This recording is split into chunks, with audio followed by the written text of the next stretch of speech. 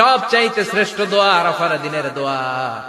বিশ্বনবী বলেন, আরাফার দিনে একটা দোয়া আমি করি, আমার আগে সব নবীরা এই দোয়াটা করতেন। দোয়াটা হলো লা ইলাহা ইল্লাল্লাহ ওয়াহদাহু লা শারীকা লাহ লাহুল মুলকু ওয়া লাহুল হামদু ওয়া হুয়া আলা কুল্লি শাইইন কাদির। সুবহানাল্লাহ পড়েন। সুবহানাল্লাহ। মুখস্থ আছে না দোয়াটা?